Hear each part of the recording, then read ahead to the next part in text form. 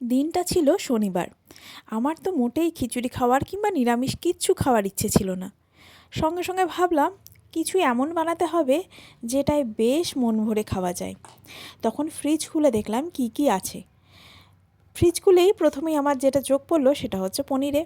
আর পনির মানেই বুঝতে পারলাম আজকে পনির দিয়ে কিছু একটা ভালো জিনিস বানাতে হবে। তা সেটা কি বানাবো? সঙ্গে সঙ্গে মাথায় এলো পনির দিয়ে বিরিয়ানি বানাই। সয়াবিন তো ছিলই, সঙ্গে সঙ্গে সয়াবিনটা গরম জলে ভিজিয়ে দিলাম। তারপরে সোয়াবিনটা ভালো মতন জলে ফুলে গেলে তারপর সেটাকে ভেজে আলাদা করে সাইড করে রাখলাম। এরপর পনিরটা ম্যারিনেশন করে রাখলাম, তার সঙ্গে আলুটা কেটে ভেজে রেখে দিয়েছিলাম। পনিরটা ম্যারিনেট হয়ে গেলে কড়াইতে গোটা গরম মশলা আর জিরে দিয়ে একটুখানি ফোড়ন দিয়ে তারপরে পুরো পনিরের ম্যারিনেশনটা ঢেলে দিয়েছিলাম।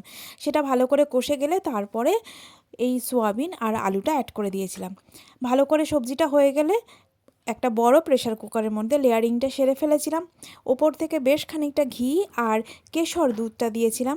20 মিনিট দমে দিয়েছিলাম। তারপরে প্রেসার কুকারটা যখন খুলেছিলাম চালগুলো একদম ছাড়া ছাড়া ছিল আর টেস্টেও অসাধারণ ছিল। তোমরাও কোনো সময় একদিন নিরামিষ দিনে ট্রাই অবশ্যই করো।